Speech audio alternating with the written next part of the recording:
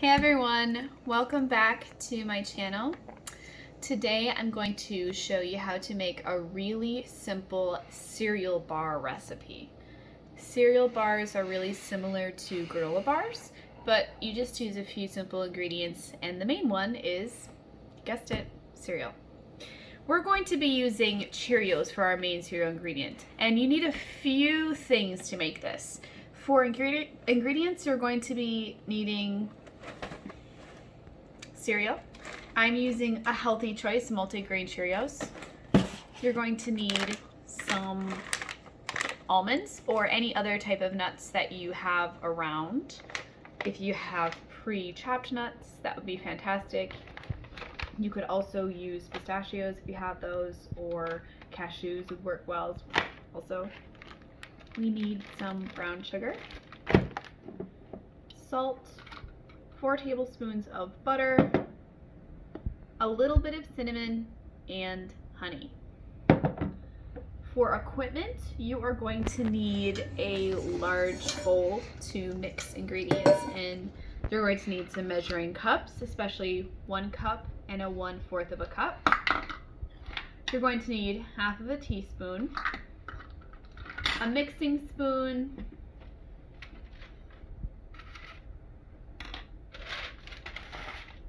an 8 by 8 inch pan or something similar, like mine is like, I don't know, maybe like a 3 by 7 or something like that. And you're also going to need some parchment paper so you can line your pan with it. The last couple things that you need to make these cereal bars are a small saucepan for the stove, and a sharp knife if you're going to be chopping almonds or other nuts. Now, if your mom or your dad don't want you using knives in the kitchen, stay away from the knives. You don't have to include nuts for this recipe to turn out. I'm going to show you how to safely use the knife and to chop the nuts that will go into these cereal bars. Okay, so once you have all of your equipment ready, we're going to first start out by measuring 3 cups of cereal into our mixing bowl.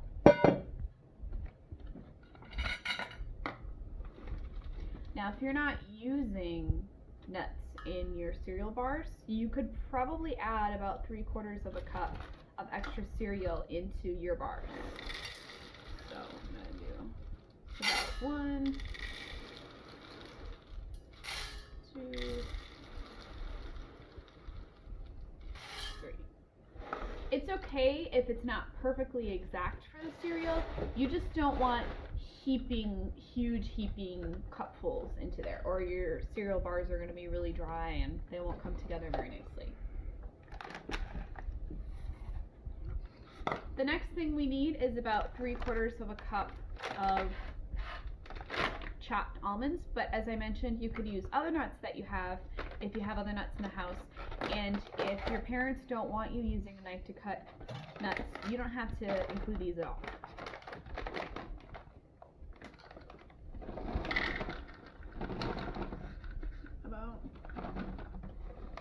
About 3/4 of a cup here.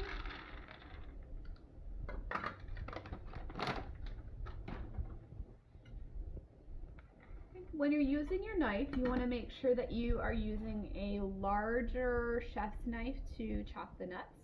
You want to make sure that it's sharp. And when you hold the knife, you want to use something called a pinch grip. So you're using your forefinger and your thumb to hold this part right here. You have a lot of control. You're just going to go back and forth.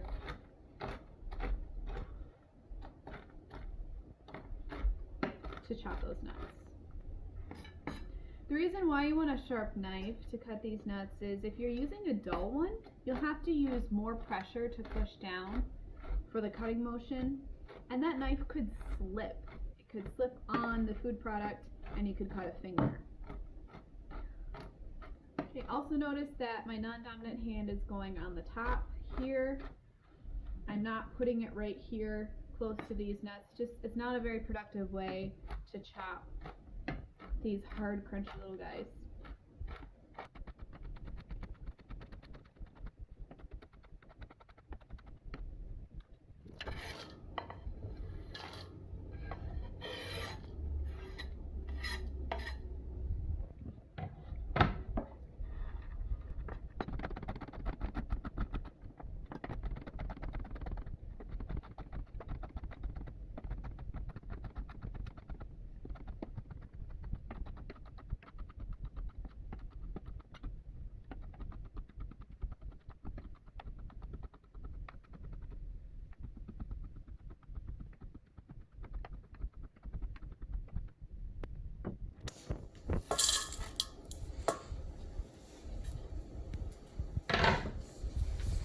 Okay, so we have our cereal and the chopped nuts in our mixing bowl.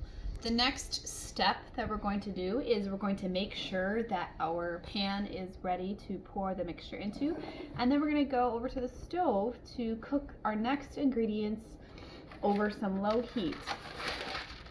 So what we'll do is we'll be cooking together our sugar, butter, salt, cinnamon, and honey to kind of create a syrup, a flavored syrup. And when it's finished, we're going to pour it over our cereal, mix it all together, kind of like what you do when you make Rice Krispie bars. And then we're going to pour that hot mixture into the pan to create bars. Okay, so we can pat it all up, let it cool, and cut it into pieces. So to get our pan ready, as I mentioned earlier, you do need a piece of parchment paper. And we want to fit that parchment paper down into the bottom of this pan. So you want to cut a piece of paper a little bit bigger than the size pan that you're using, maybe by a couple of inches. And you're going to cut straight into each corner. Just a little bit, maybe 2-3 inches.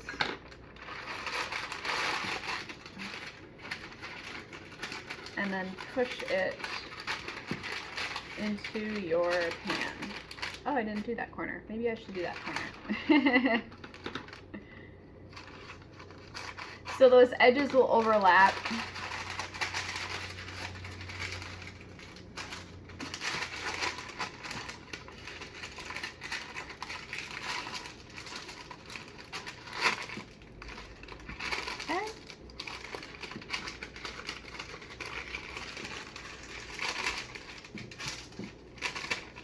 And then you'll be able to just pour your hot cereal mixture directly into the pan. It just makes it so much easier when the bars have cooled to take them out of the pan so you can cut them in pieces, and it makes cleanup a lot easier too. Okay, so once we have the pan ready, we're going to measure some ingredients into our saucepan and then go over to the stove. Okay, so we're going to combine, as I mentioned earlier, the other ingredients into this pan, and that is going to be our 4 tablespoons of butter. We need 1/4 of a cup of brown sugar.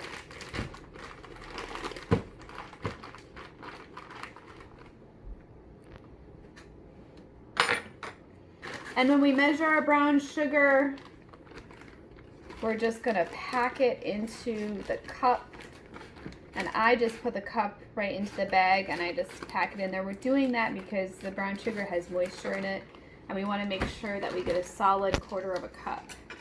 And then we're gonna level it with a knife into the bag here.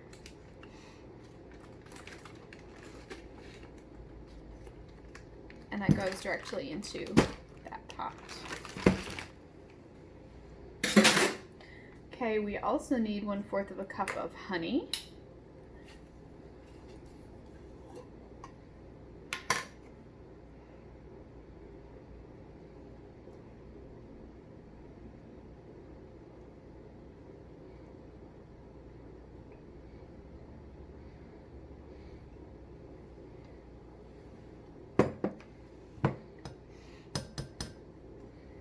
use our little spoon to scrape it into there.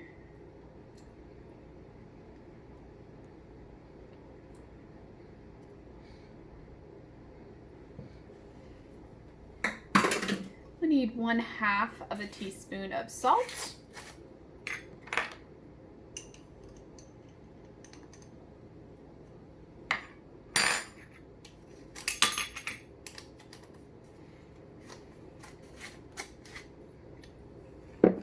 And just a little bit of cinnamon, a pinch of cinnamon. So I'm just gonna give it a couple little shakes. If you don't like cinnamon, you don't have to include that in there, but it's a really tasty little addition. Okay, so the next thing that we're going to be doing is putting this on the stove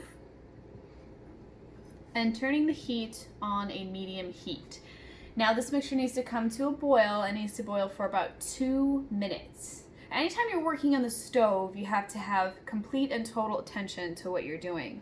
You shouldn't be distracted by the TV or by other people or your cell phone while you're at the stove. Another thing that you should know is even after you've turned the burner off, the heat will stay in the stovetop for, I don't know, up to probably a whole hour after you've finished cooking on it. So you have to be very, very careful whenever you're working on the stovetop and you're working with heat. Okay, you should also always have pot holders handy, okay? And ideally you also be wearing shoes with your hair tied back. Okay, so let's come into the kitchen and look at what we're gonna be doing here on the stove. Okay, so you can see we have different dials on our stovetop and they correlate to specific burners. So these diagrams up here above each dial show us which burner we're turning on. Okay, so we're turning on that burner there. I'm gonna turn it on medium heat. Medium heat is usually about a 5 or between a 5 and a 6. Okay, and you can see the burner is heating up red hot. You have to be careful though because you see how the red turned off? The burner is still on. The burner is still heating up. It's still very, very hot. So even if you don't see that red coil light up, see there it is again. It is on and you have to be very, very careful if you're ever working on the stove. And do remember that I don't want you folks trying this at home on your own without your parents' permission. You always need to be asking if that's okay. You always need to have that supervision from a parent to make sure that they're approving and that you're being very, very careful. Okay, so these ingredients are going to be melting. You can kind of see that our sugary ingredients are melting already. Everything else is ready. Our pan is ready. Over on the counter, our parchment is cut. Cheerios and nuts are prepared. You could really use almost any type of cereal for these. Could make it as healthy and nutritious or as bad for you as you'd like. A lot of that depends on what you have lying around the house.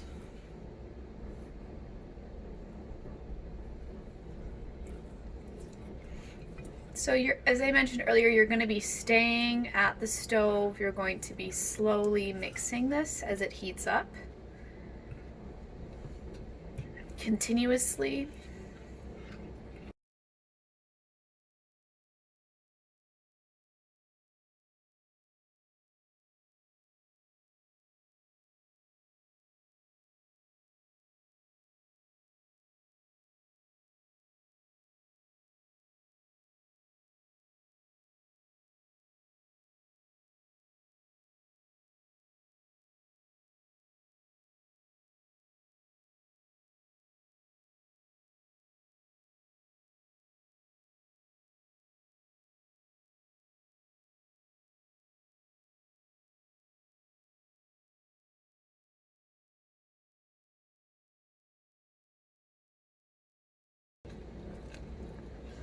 Okay, when you see your mixture starting to boil, you'll notice that there are large bubbles that are disrupting the surface of your syrup, or it's almost like a caramel. Okay, at that point you're going to want to set a timer, either a timer on your stove or on your watch or something that tells you when it's been about 2 minutes. So I've got my timer set for 2 minutes, and I'm just going to continue to gently stir this.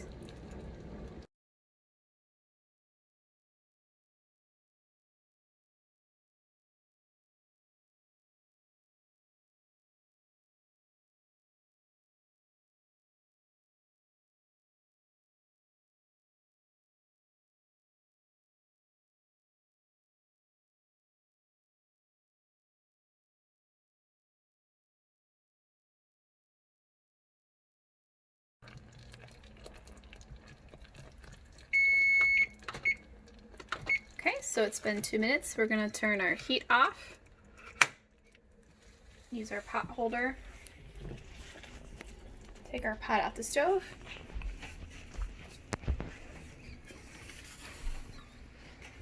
And pour this into our cereal and nuts.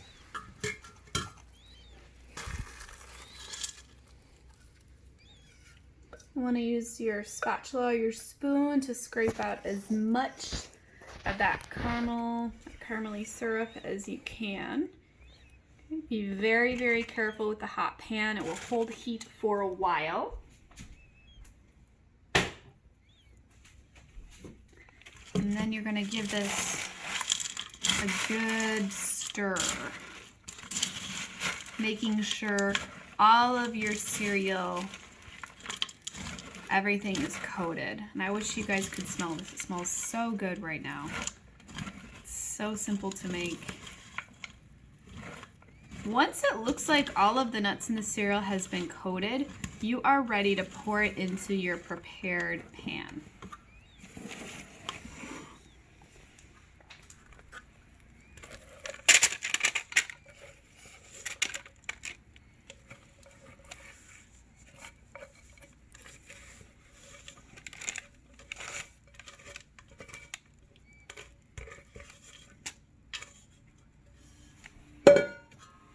And then you're going to want to smooth it into the corners of your pan with your spatula, just pressing down gently. I mentioned earlier, it's similar to making Rice Krispie bars. You're just going to want to kind of gently push down.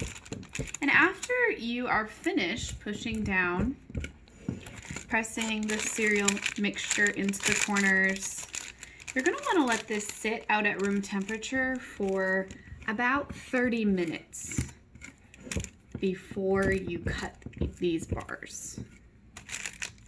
And they will keep for about a week on the counter. But you will want to wrap them in saran wrap or put them in a Ziploc bag to keep them fresh.